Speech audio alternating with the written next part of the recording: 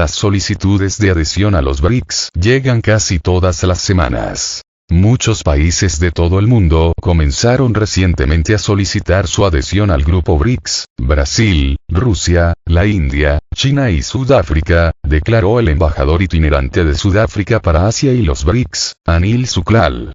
En sus palabras, las tareas de la ampliación del grupo arrancaron ya en el 2022. No dejan de llegar solicitudes formales e informales para unirse al BRICS. Hay solicitudes casi todas las semanas, afirmó Anil Suklal a los medios rusos. En una entrevista concedida en abril a un canal de televisión indio, el embajador informó que 19 países pretendían adherirse a la Asociación Económica Comercial, de los cuales 13 habían presentado su solicitud. Sin embargo, ahora mencionó 30 países.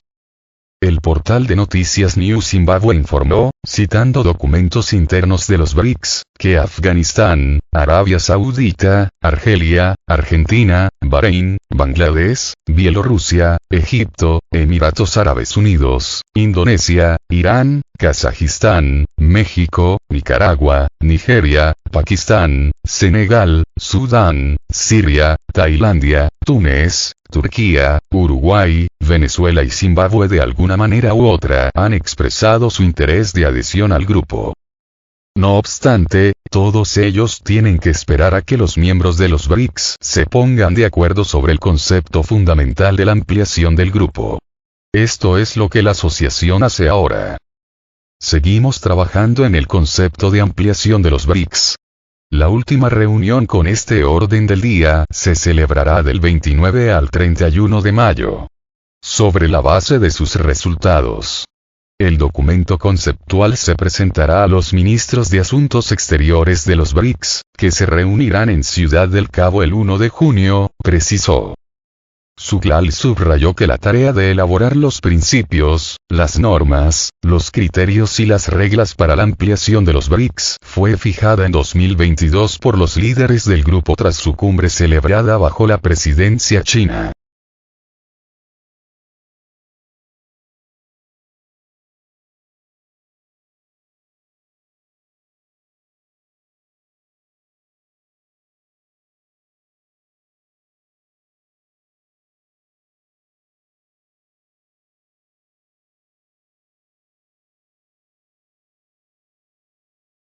¿Qué pasará si Estados Unidos deja de pagar parte de su deuda?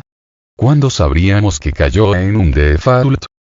Expertos han coincidido hasta ahora en que Estados Unidos no se permitirá caer en un default parcial, porque si eso ocurre las repercusiones serían enormes para el país y el mundo. Pero los días pasan y la Casa Blanca y el Congreso siguen sin alcanzar un acuerdo que evite un hito histórico y nefasto como ese. Estamos cerca del 1 de junio, el día en que Estados Unidos podría quedarse sin el dinero suficiente para realizar todos sus pagos, incluyendo de su deuda. Que eso llegue realmente a concretarse es algo poco probable según expertos, incluso en medio de la incierta negociación entre la Casa Blanca y el Congreso para permitir que el gobierno federal tome más dinero prestado. Sin embargo, falta muy poco para ese nefasto día X fijado por la propia secretaria del Tesoro, Janet Yellen, y por eso muchos se preguntan qué pasaría después si no se logra un acuerdo para elevar o suspender el techo de la deuda. Es difícil estimarlo porque no existe precedente en la historia reciente de Estados Unidos que podamos tomar como referencia. A pesar de que la tarea de elevar el techo de la deuda se ha politizado, siempre se han logrado acuerdos para resolverlo, así sea a último momento. Y por ello el país siempre ha cumplido con el pago de su deuda. El golpe de un default de Estados Unidos en el mundo. Expertos coinciden en que, si se da un escenario en el que Estados Unidos deja de pagar parte de su deuda, habría una onda expansiva por toda la economía estadounidense y del mundo.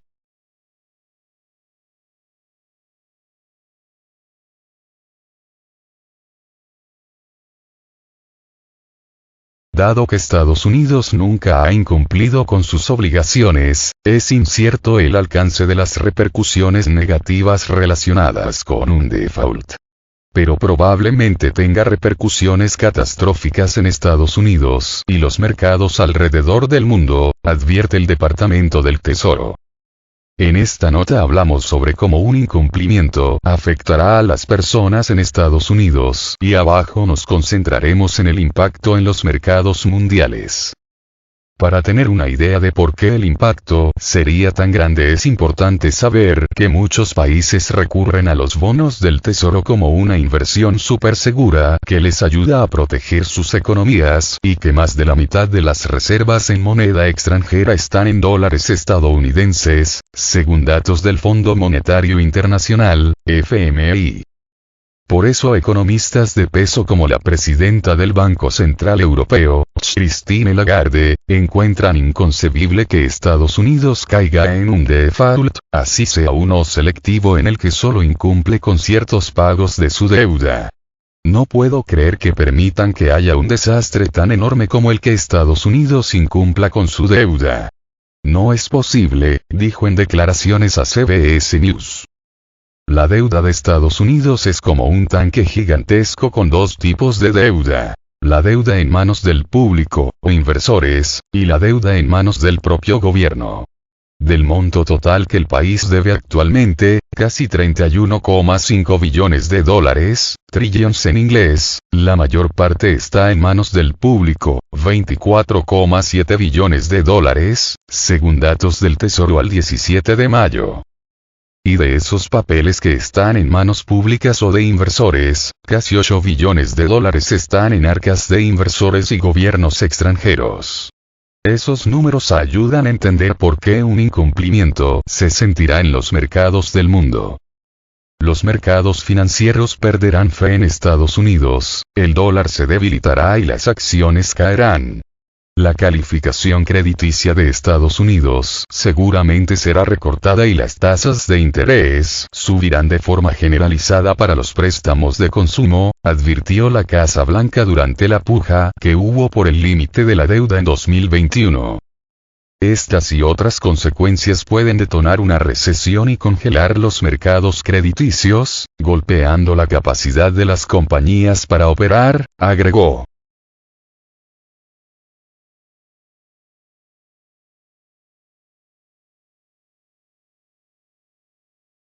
El momento en que se sabría que Estados Unidos está en un default selectivo.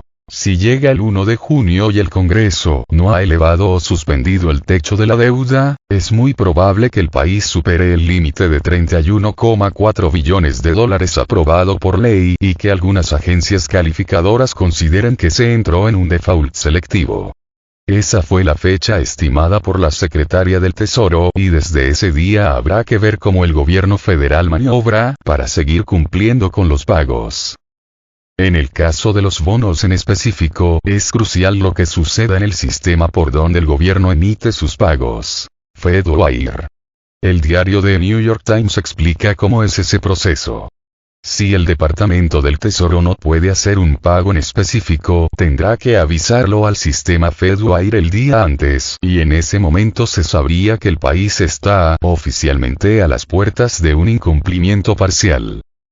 Si al día siguiente, el Tesoro efectivamente no cumple con un pago hacia las 4:30 de la tarde, la hora a la que cierra FedWire, muchos participantes de los mercados lo tomarían como un incumplimiento.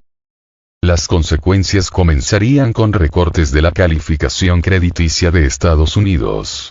La agencia calificadora Fitch dijo que si no se eleva el techo de la deuda para el día X fijado por el Tesoro, pondrá la calificación de Estados Unidos en un default restringido, que significa que el país ha incumplido con ciertas obligaciones. Los papeles del Tesoro afectados tendrán una calificación D hasta que se subsanie el default, advirtió Fitch. Otras calificadoras harían lo mismo y el problema iría más allá de perder meramente la calificación más alta. Significaría que algunos gestores de fondos se verían obligados a vender la deuda estadounidense porque sus reglas no les permiten tener inversiones con una mala calificación. Si los bonos del Tesoro ya no son vistos como una inversión libre de riesgo, las futuras generaciones pagarán un precio económico alto, dijeron economistas de Moody's en un informe.